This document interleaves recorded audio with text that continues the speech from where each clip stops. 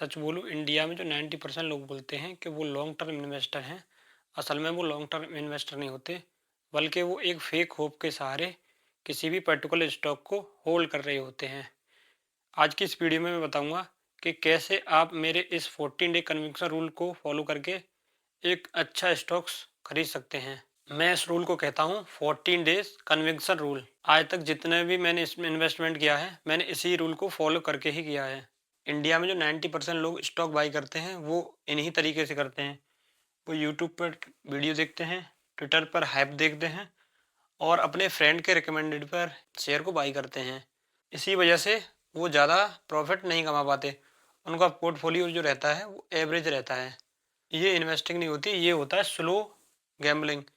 इसमें आप एक टिकर पे पैसा लगा रहे होते हैं, लेकिन असल में जो आपको पैसा लगाना होता है वो आपको लगाना होता है बिजनेस पर पैसा। तो चलिए देखते हैं what is 14 day conviction rule.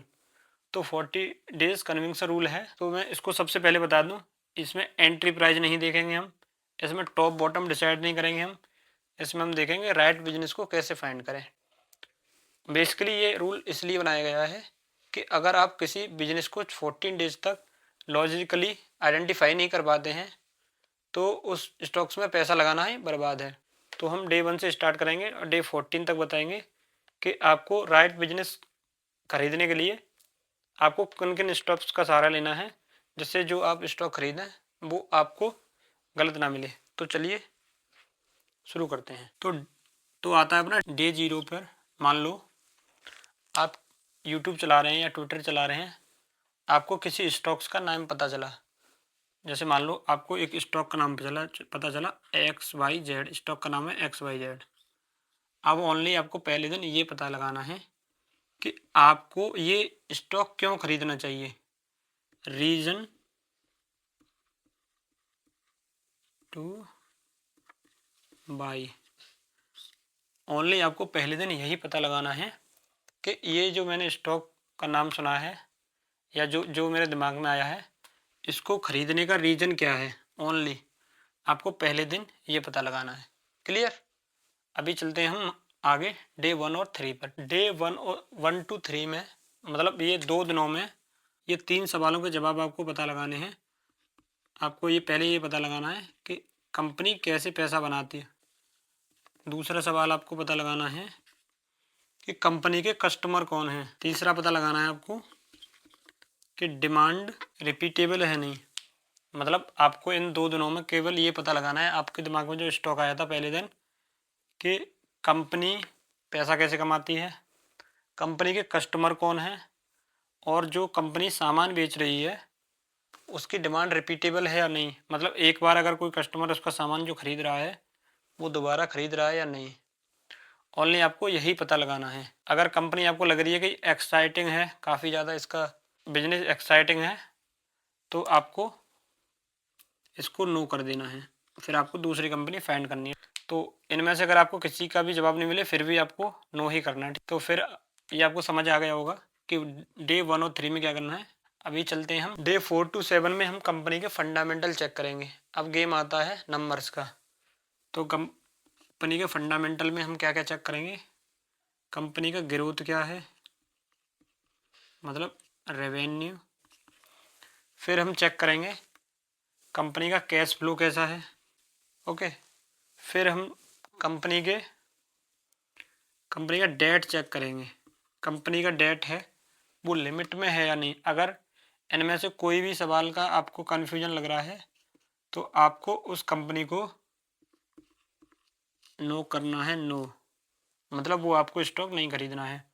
Growth समझ में नहीं आ रहा है, आपको लग रहा है कि कंपनी का ग्रोथ नहीं हो रहा है, तो आपको मना करना है। कैश फ्लो नहीं आ रहा है, अरे कंसिस्टेंट कैश फ्लो नहीं आ रहा है, फिर भी आपको मना करना है। डेट ज़्यादा हो रहा है तो भी आपको मना करना है। अभी आगे बात करेंगे हम डे 8 to 10 की। डे 8 से 10 में हमें क्या चेक करना है। तो अब चलते हैं डे 8 to 10 में। अब सवाल आता है कंपनी के मैनेजमेंट का कि 10 साल बाद भी ये कंपनी एग्जिस्ट करेगी या नहीं करेगी। तो उसको निकालने के लिए सबसे पहले तो हमें यही देखना है कि मैनेजमेंट का पास्ट रिकॉर्ड कैसा था। कंपनी का मान लो ये इसमें से कुछ भी अगर एक बार को नहीं समझ में आ रहा वो भी चलेगा, लेकिन अगर यहाँ पे आके लग रहा है कि कंपनी का जो मैनेजमेंट का रिकॉर्ड है वो ज़्यादा अच्छा नहीं है, तो हम इसको कर देंगे मना। अगर लग रहा है कि कंपनी का मैनेजमेंट का रिकॉर्ड ठीक है, तो आगे फिर हम कंपनी में जो कॉस्ट एडवांटेज है, उसके जो कंपटीटर में कॉस्ट एडवांटेज है कंपनी में सही काम है या नहीं है। अगर लग रहा है कि उसका कॉस्ट एडवांटेज ज़्यादा अच्छा नहीं है, तो इसको हम मना कर देंगे। ठीक है, आपको बिल्कुल भी रिस्क नहीं लेना है। अगर आपको कुछ भी समझ में नहीं आता है तो आपको उसको डिनाई कर देना है, क्योंकि स्टॉक मार्केट में लगभग 5,000 से ज़्यादा कंपनियां लिस्टेड हैं। ऐसा नहीं है कि आप किसी एक के पीछे हाथ धो के पड़ जाएं। ठीक है, अगर आपको कुछ भी समझ नहीं आता है तो आपको अपने पैसे पर रिस्क नहीं लेना है। अभी हम आगे बात करेंगे डे 11 से 13 की। आपको एकदम डीप रिसर्च करना है कि जो आप कंपनी में पैसा लगा रहे हैं वो 11 से 13 डेज में आपको पता लगाना है कि कंपनी का बिजनेस रिस्क में तो नहीं है। अब आता है डे 14। डे 14 में आपको 3 सवाल पूछने हैं। पहला सवाल ये है, अगर कंपनी का स्टॉक आपके लेने के बाद में मान लो 6 महीने बाद 40% और नीचे आ जाता है वो, तो क्या आप उसमें और पैसा लगा पाएंगे? अगर आपका जवाब यस है तो फिर आप कंटिन्यू रख सकते हैं। दूसरा सवाल ये है कि मान लो आपने एक स्टॉक को 100 रुपये पे लिया, ठीक है, 2026 में। अब वो 2028 तक 100 रुपये पे ही रहता है, तो क्या आप उस पर आगे कंटिन्यू रहेंगे? आगे मान लो 5 साल के लिए कंटिन्यू रह सकते हैं। अगर उस आपका जवाब यस है तो फिर आपको वो स्टॉक लेना चाहिए। और तीसरा और फाइनल जवाब ये, क्या मैं कंपनी को बिजनेस की तरह देख रहा हूँ या प्राइस पे देख रहा हूँ? अगर आपका जवाब बिजनेस है तो फिर आपको कंटिन्यू करना चाहिए। अगर आपका जवाब बिजनेस नहीं, आप सिर्फ प्राइस पे देख रहे हैं, तो आपको फिर मना कर देना चाहिए। मतलब ये है कि आपको ऐसा तो नहीं लग रहा कि ये 100 रुपये का स्टॉक है इसलिए मैं खरीद रहा हूँ। आपको ये देखना है कि जो मैंने ये स्टॉक लिया है इसका बिजनेस सही है या नहीं। तो जीरो से लेके डे 14 तक हमने सीखा कि कैसे हमें स्टॉक का नेम पता करना है, उसके बाद में उसकी रिसर्च करनी है, उसके फंडामेंटल चेक करने हैं। फंडामेंटल चेक करने के बाद में उसका रेवेन्यू शेयर पता करना है कि कंपनी कुछ पैसा कमा भी रही है या नहीं कमा रही है। उसका डेट पता करना है, कंपनी पे ज़्यादा कर्जा तो नहीं है। फिर एंड में आके हमें ये देखना है कि अगर शेयर मान लो लेने के बाद में 40% या 50% गिर जाता है, तो क्या मैं उस डिप को बाई कर सकता हूँ या नहीं। अगर आपका जवाब यस है तो आप बाई करें, वरना आप मना कर सकते हैं। और ये अगर 2 साल तक कंपनी ने कोई ग्रोथ नहीं की तो क्या मैं उसको होल्ड कर सकता हूँ? ठीक है, तो आपको ये समझ आ गया होगा द फाइनल डे 14। अब हम इसको इम्प्लीमेंट करके देखेंगे कि इसका इम्प्लीमेंटेशन कैसे करते हैं। आइए अब देखते हैं 14 डेज कन्विक्शन रूल काम क्यों करता है।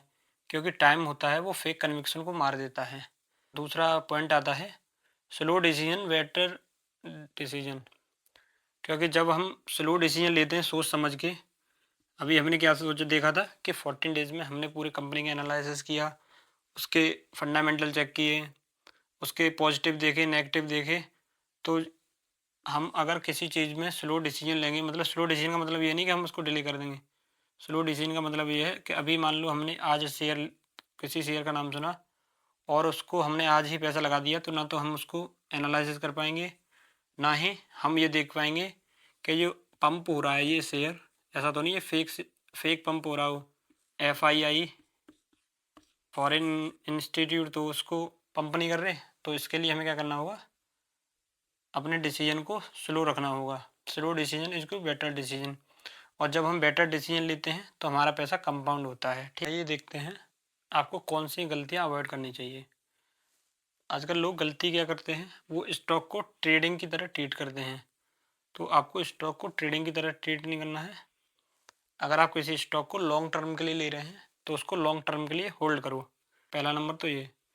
दूसरा नंबर ये होता है कि लॉस को लॉन्ग टर्म होल्ड करते हैं। मान लो कोई स्टॉक अगर आपको लॉस दे रहा है, तो मेरा मानना ये है कि उस लॉस को जल्दी से जल्दी बुक कर लो और उस शेयर को बेच दो। क्योंकि अगर ज़्यादा टाइम तक होल्ड करोगे तो अगर कोई शेयर मान लो अपने स्टार्टिंग प्राइस से 30% भी गिर सकता है, तो क्या वो 80% नहीं कर सकता? तो मेरा मानना ये है कि लॉस लॉस को ज़्यादा लंबे समय तक हमें होल्ड नहीं करना चाहिए। हाँ, अगर आपको लग रहा है कि वो नहीं रिकवर हो सकता तो आपको निकल जाना चाहिए, ठीक है। चेज़ नहीं करना चाहिए आपको लॉस। लोग अक्सर ये गलती करते हैं, वो बिजनेस पर फोकस नहीं करते हैं, वो प्राइस पे फोकस करते हैं। मान लो कोई शेयर उन्हें अगर मान लो 500 का लग रहा है, तो वो क्या बोलेंगे कि अगर अरे ये तो काफ़ी महंगा है, तो वो 500 की जगह पे अगर कोई शेयर मान लो 30 रुपये या 40 रुपये का मिल रहा है, तो उसको लेने की कोशिश करते हैं वो, और उसी को लेते हैं।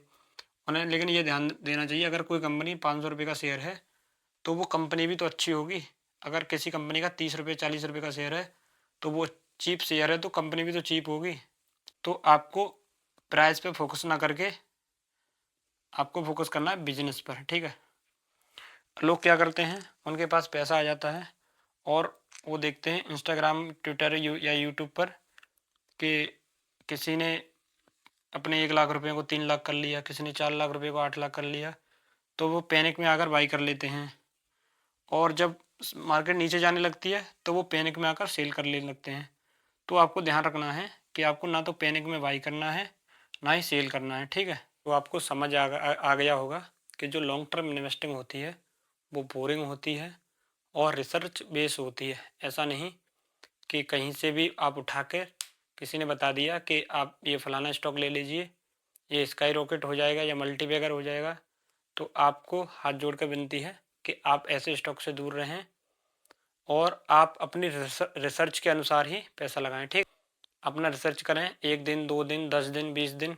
अगर आपको लग रहा है कि हाँ इस स्टॉक के फंडामेंटल में दम है तो आगे कंटिन्यू करें, वरना मैंने जो आपको 14 डे रूल बताया है उस रूल को फॉलो करें और अच्छी तरीके से स्टॉक मार्केट में इन्वेस्ट करें। नेक्स्ट वीडियो में मैं आपको बताऊंगा कि how to check company fundamental like a pro, मतलब कंपनी के फंडामेंटल को हम कैसे एक प्रो इन्वेस्टर की तरह चेक करें, जिससे आपको हमेशा एक अच्छा स्टॉक्स बाई कर सकें। और दूसरा मैं उसी वीडियो में बताऊंगा how to always select right stock. मैं आपको एक लाइव एक स्टॉक सेलेक्ट करके दिखाऊंगा कि आप हमेशा कैसे एक अच्छा स्टॉक्स हमेशा बाई करेंगे उस वीडियो को देखने के बाद में। तो आप चैनल को सब्सक्राइब करके रखना, जब ये वीडियो आए तो आपको ये वीडियो मिस ना हो, ठीक है। एकदम अच्छे से आप इस वीडियो को देख पाएँ।